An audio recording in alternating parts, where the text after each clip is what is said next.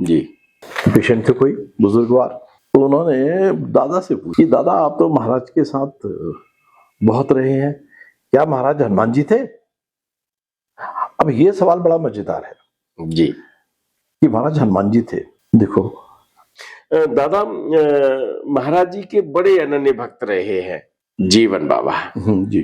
तो जीवन बाबा से क्या रिलेशन है आपका? बाबा के रूप में पूज्य जीवन बाबा, जो सबके लिए बाबा थे, मेरे लिए वो प्यारे जीवन चाचा थे। जी। मेरे पिताजी से उम्र में 2 साल छोटे थे वो। और ये तो देखो महाराज की कोई वो प्रसाद था जो उन्होंने कह दिया, वो शब्द धीरे धीरे निराकार से थोड़ा थोड़ा आकार ले रहा था और ले रहा है। समझ तो कभी नहीं आएगा। हरि अनंतरी कथा अनंता, जो पहले से ही अनंत है। सागर में आप उतर जाएं, सिर्फ नाव में ही नहीं, पूरे बड़े जहाज में।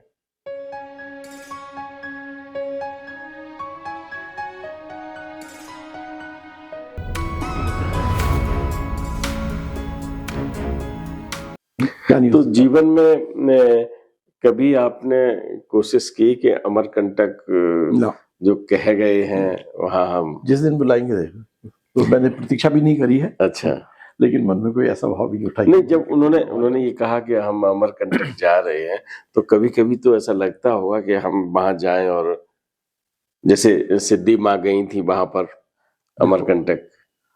देखो महाराज का सबसे अपना अपना जुड़ाव था। जी जी। सिद्धि माँ महाराज के ही अंश समझो आप। जी जी। मैं उनको माँ ही कह के बात करता जी था। जी जी। जैसे मैं अपनी माँ से बात करता था जी, तो लोकल डायलेक्ट में, स्थानीय बोली में मैं कुमाऊनी में बात करता था। माँ से भी मैं कुमाऊनी में ही बात करता था। और जैसे कुमाऊनी में माँ को यानी ईजा को, जी जी, ईजा, ईश्वर जैसा, ईजा शब्द बड़ा गहरा है। जी जी जी जी जी जी, जो ईश्वर जैसा, ईश्वर जैसा दिखता है। ईजा, जा का मतलब ही है जन्म देने वाला। जन्म देने वाला, जया। और देहाती भाषा में हम लोग गांव में कहते हैं जायो है ना, ब्रज भाषा में भी गीतों में दिया है। जन्म देने से ही मतलब है उसका। जी जी जी, जायो है। तो जन्म देने वाली जो है वो माँ है, ईश्वर। और जन्म देने वाला सारी सृष्टि का ईश्वरी तो है। कभी माँ से बातचीत हुई इस संबंध में? क्योंकि उसमें जोशी साहब भी हैं, पूज्य विनोद जोशी जी, और दिनेश शाह भी गए थे, मुझे ऐसा अभी जो जानकारी है।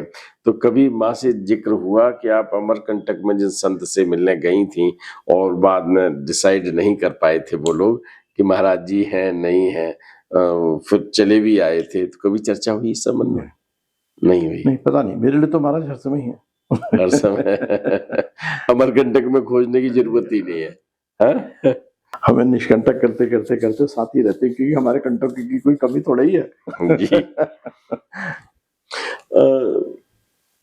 चिकित्सा क्षेत्र में जाने के बाद महाराज जी ने जो रामचरितमानस का आपको, जो आपने कहा कि समझ नहीं पाए थे उस समय, तो फिर कब समझ में आया? ये तो देखो महाराज की कोई वो प्रसाद था जो उन्होंने कह दिया, वो शब्द धीरे धीरे निराकार से थोड़ा थोड़ा आकार ले रहा था और ले रहा है। समझ तो कभी नहीं आएगा। हरि अनंतरी कथा अनंता, जो पहले से ही अनंत है। सागर में आप उतर जाएं, सिर्फ नाव में ही नहीं, पूरे बड़े जहाज में, तो था थोड़ी पा पाते हैं, सतही में ही रहते उसके। समुद्र तो अंदर गहराई में है। दादा ने बड़ी अच्छी बात कही है, और जो बात आप महाराज जी के लिए कह रहे हैं, यही बात हम लोगों पर लागू होती है, क्योंकि हमारे समक्ष समुद्र होता है और हम कोशिश ये करते हैं कि उसमें से कुछ बूंदें हम लोगों को मिल जाएं, और प्रयास रहता है। तो जिस तरह से आरती के बाद जो पुजारी होते हैं वो यूं बूंदों का प्रसाद देते हैं, सोचते हैं कि कहीं हमारे सिर पे पड़ जाए, कहीं शरीर में छू जाए। तो बस यही हमारा भी प्रयास रहता है, और आप लोगों को पसंद आता है कि सब लोगों से मिलवाना, नई पीढ़ी के भक्तों से, और उन भक्तों से जिन्होंने महाराज जी का प्यार पाया है। तो कहने क्या है दादा, उस समय के जो भक्त हैं आपका, क्योंकि आप अमेरिका में भी प्रवास करते हैं, तो अमेरिका में आजकल बहुत ये होता है कि महाराज जी के भक्त विदेश में हैं। आज मैं सुबह कैंची धाम गया था, तो वहां भी अमेरिका से एक दंपत्ति वहां आए हुए थे, और क्योंकि हम तो बहुत खुले रूप में कहते हैं मेरा अंग्रेजी में हाथ तंग है, और टूटी फूटी अंग्रेजी में, और फिर एक वहां बालिका आ गई थी, उससे हमने बात कराने की कोशिश की, थोड़ा बहुत उनसे बातचीत हुई, और उन्हें मूल रूप से बताया कि हमने मिरेकल्स ऑफ लव पढ़ी है, तो उसके द्वारा हम यहाँ कैंची में जी दर्शन जी करने आए जी हैं। आप थोड़ा सा देख सकते हैं, यही लोग हमसे मिले थे वहां पर। तो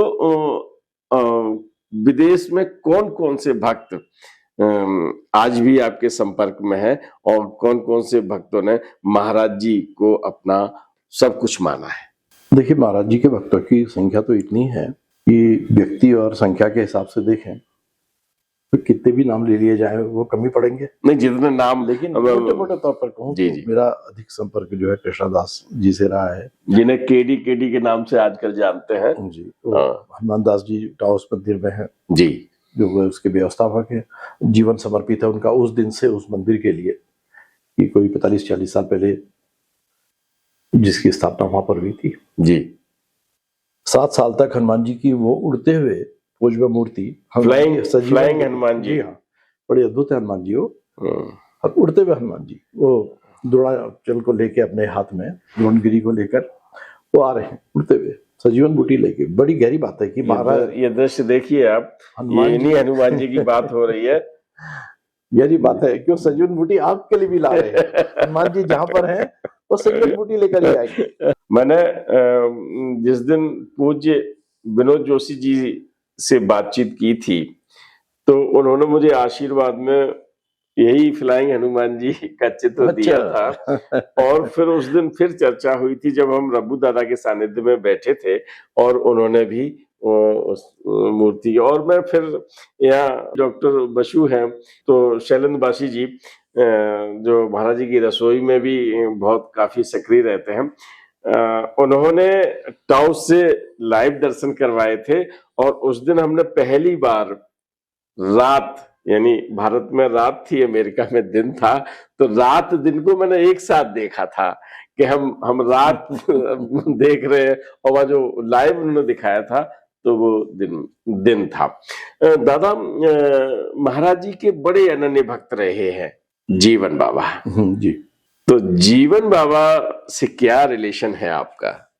बाबा के रूप में पूज्य जीवन बाबा जो सबके लिए बाबा थे, मेरे लिए वो प्यारे जीवन चाचा थे। जी, मेरे पिताजी से उम्र में 2 साल छोटे थे वो, और मेरे पिताजी की बुआ के बेटे थे वो, मेरे भाई के बुआ।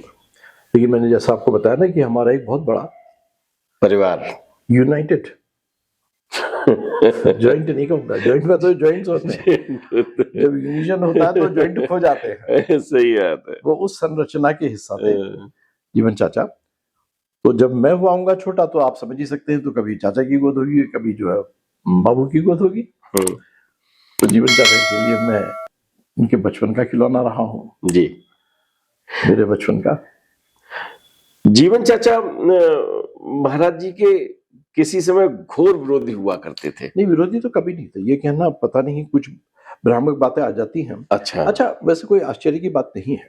कालांतर में किस कथन में फर्क नहीं पड़ जाता, जब जड़ वस्तुओं में लोहे में जंग लग जाता, स्वरूप बदल जाता उसका, दीवारें ढहने लग जाती हैं जी, किले खंडर हो जाते हैं जी, तो क्या ये प्रभाव क्षय का, शरण का, परिवर्तन का बातों में नहीं होगा, कथाओं में नहीं होगा? होता है ना। मैं इसीलिए कहते हैं ना, हरि अनंत हरि कथा अनंता। तो एक बात है, साथ में एक बार कहते हैं जी जी, नानाविध राम अवतारा।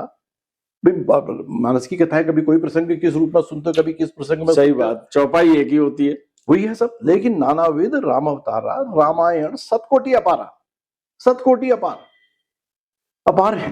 अपार जो है वो आपका वर्जन है। आप किस रूप में देख रहे हो, आप कैसे उसका भी व्यक्त कर रहे हो, किस रूप में समझ रहे हो, किस रूप में सुन रहे हो।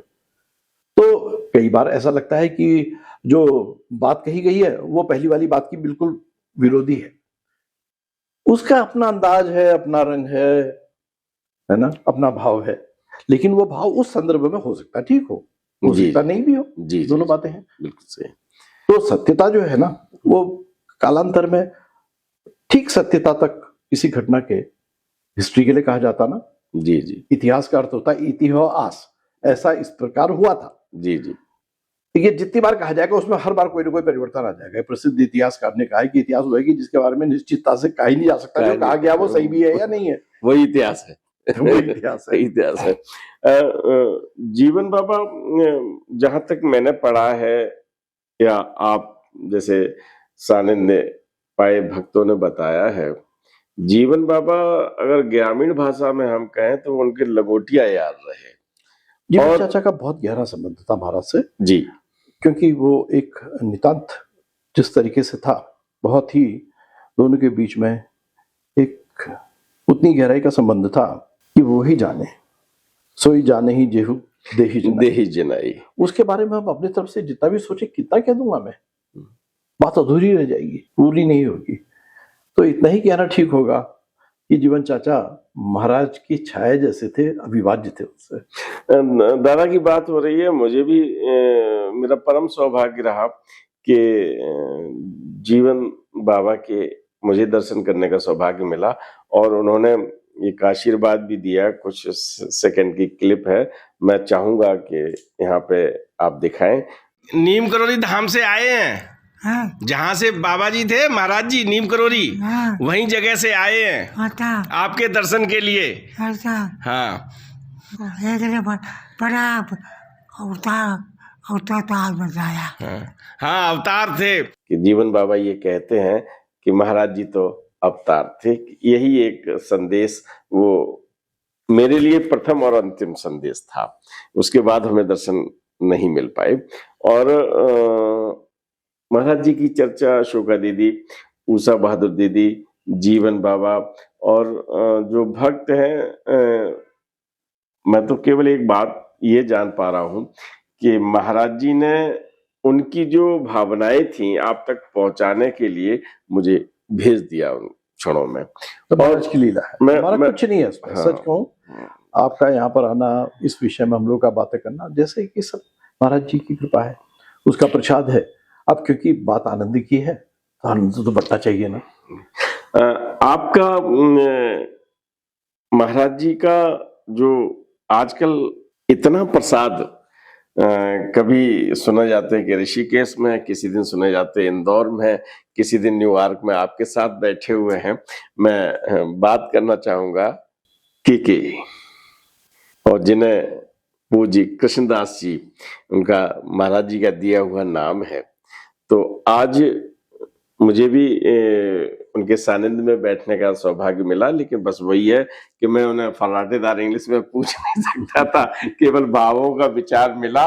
और मैं आपसे जानना चाहूंगा कि जब दो सानिध्य पाए भक्त बैठे तो कुछ संदेश उनकी तरफ से आप जरूर दें। मैं जितना मैं उनके विषय में कहना चाहूंगा वो कुल इतना ही होगा कि महाराज वो डूबे हुए भक्त हैं। वो इसीलिए जब वो गाते हैं ना तो आपको डुबा देते हैं वो स्वर लहरी में अपनी। वो एक भाव की प्रचंड लहर है जो आपके अन्यथा भाव को, महाराज के सिवा कुछ उस समय यदि हो, सबको बहा ले जाती है। आप उसका हिस्सा बन जाते हैं, एकाकार हो जाते हैं। मुझे सौभाग्य मिला उनके कंसर्ट्स में रहने का, न्यूयॉर्क में भी, यहाँ भारत में भी। उनकी, मैं तो कहूँगा महाराज की तरह उनकी कृपा है। मुझ पर कृपा रखते हैं, इतना ही कहूँगा, कृपा है, प्रेम रखते हैं। महाराज जी को मानव देह में अंतिम विदाई देने वाले पूज्य रवि खन्ना जी, उनसे भी आपका संपर्क ना? मेरा रहा है? उनसे ऐसा सीधा संपर्क नहीं रहा। अच्छा। लेकिन हाँ, उनकी चर्चा थोड़ी सी वहाँ के वक्त में, उस समय में चर्चा मात्र में ही हुई थी। और ऐसा नहीं कि कोई मैं उनके विषय में ज्यादा बता सकूं कि वो आखिरी में अमेरिका में सेटल हो गए थे, मैं इतना ही जानता हूँ जी। मेरी बातचीत चल रही थी उन क्षणों में, अंतिम समय में उन्हें कैंसर हो गया था। महाराज जी के एक नई पीढ़ी के भक्त अमेरिका में थे, उनसे बातचीत हुई थी और समय ने अपना समय नहीं दिया और खन्ना साहब चले गए। खन्ना साहब की बातें रह गईं और ऐसे व्यक्तित्व, ऐसे भक्त जो महाराज जी के मानव देह लीला, मैं हमेशा कहता हूँ मानव देह लीला के विश्राम के वो साक्षी रहे। रवि खन्ना जी अमेरिका में ही अंतिम विदाई ली उन्होंने। और सुधीर दादा, मैं एक एक नाम जितने मुझे याद आ रहे हैं, क्योंकि आपने तो बहुत भक्तों को देश में विदेश में, और मुझे लगता है कि अभी हम जितने नाम मेरे जेहन में आ रहे हैं, सुधीर दादा से आपका सानिध्य रहा होगा। Doctor professor Sudhir Mukherjee. अब देखिए ना, दादा जो थे वो जीवन चाचा के बड़े घनिष्ठ मित्र थे। क्या बात है। अब महाराज के भक्तों में एक परिवार का, कुटुंब का जैसा पारिवारिक रिश्ता होना तो स्वाभाविक ही बात है जी, लेकिन व्यक्तिगत स्तर पर अगर बात करें तो फिर उन दोनों का मित्रवत व्यवहार था एक दूसरे के प्रति। उनको बांधने वाला तत्व जो था, जोड़ने वाला तत्व था, वो निसंदेह महाराज ही थे। दोनों एक ही फ्रीक्वेंसी में थे वो महाराज के साथ। जी जी, है ना। ये उनका आना जाना स्वाभाविक था, चाचा के साथ आते जाते, जब कभी आएंगे तो चाचा के साथ, तो कई बार वो क्लिनिक में आ भी जाते थे, चाचा उनको ले आते थे। हाँ, उनसे भेंट की, जो मेरी उनसे सशरीर आखिरी भेंट थी, उसकी स्मृति मेरे उसमें है, क्योंकि कुछ उस दिन ऐसा हुआ था। चाचा के साथ दादा क्लिनिक में आए थे, मैं क्लिनिक में काम कर रहा था जी, और जीवन चाचा के साथ दादा आए, मैं पेशेंट देख रहा था जी। तो चाचा मेरे पास आके खड़े हुए, बोले दादा दादा दादा, ये इशारा किया कि तू देख, तू कहाँ क्या काम कर रहा, दादा आए हुए हैं। तो मैं एकदम उठा, मैंने उनको प्रणाम किया हमेशा की तरह, बड़े खुश हो गए, बड़ा वो करते थे। दादा बड़े हंसमुख थे, बहुत ज्यादा। मतलब उनकी सरलता जो थी और सौम्यता जो थी ना, वो बड़ी हृदय स्पर्शी थी। महाराज खूब डांटते थे, वो एक ही बात कहते हैं, हाँ बाबा। महाराज ने कुछ भी कहा तो दादा तुम बेवकूफ है, तुम बेवकूफ हो। हाँ बाबा, बिल्कुल। हाँ बाबा। तो उस रोज मेरे पिताजी भी थे वहां पर क्लिनिक में, तो मैं तो काम कर ही रहा था। फिर ये तीनों मिलके आपस में बातें करने लगे। स्वाभाविक है कि उस जमाने की बातें कर रहे होंगे वो। जी जी। बात का तो एक ही मुद्दा होता था, एक ही केंद्र होता था, वो महाराज जी के अलावा बाकी सब गौड़ था। तो मैं सहज ही अनुमान लगा सकता है कि ये तीन जने अगर इकट्ठा हो रहे हैं तो चर्चा का जो केंद्र होगा वो महाराज हो। तो मेरी भी प्रबल इच्छा हो रही थी कि मैं भी जाके ज्वाइन करूं, सुनने का मेरे को भी सुख मिले, आनंद हो, लेकिन मैं छूट नहीं रहा था मरीजों से। खैर किसी तरीके से छुटकारा पाके मैं शामिल हुआ वहां पर। तो एक चौथे व्यक्ति वहां पर इनके साथ पास में खड़े हुए थे जी, पेशेंट थे कोई बुजुर्गवार। तो उन्होंने दादा से पूछा, दादा आप तो महाराज के साथ बहुत रहे हैं, क्या महाराज हनुमान जी थे? अब ये सवाल बड़ा मजेदार है जी, कि महाराज हनुमान जी थे। देखो, आपकी मान्यता, भक्ति की मान्यता, जब पत्थर को भगवान बना सकती है तो महाराज को कुछ भी बना सकती है। शिव भी हो सकते हैं, थे ही थे, सभी कुछ थे, क्या नहीं थे वो, हा? लेकिन आप लाए, शिव की पिंडी बना दी आपने, उसमें कोई सिंदूर नहीं लगाया, वो शिव हो गए। आपने सिंदूर लगा दिया, हनुमान हो गए जी, हैं जी। चुनरी उड़ा दी, वो देवी हो गई। नहीं, तो अद्भुत खेल है। तो स्वाभाविक था उनका पूछना कि आप तो बहुत साथ रहे हो, क्या हनुमान थे? यानी दादा का दृष्टिकोण क्या था? दादा उनकी ओर को यूं देखते रहे जैसे कुछ सोच रहे हो। क्या कहूं इसके उत्तर में? फिर बोले वो महाराज थे। क्या बात है, क्या बात है। वो महाराज थे बस।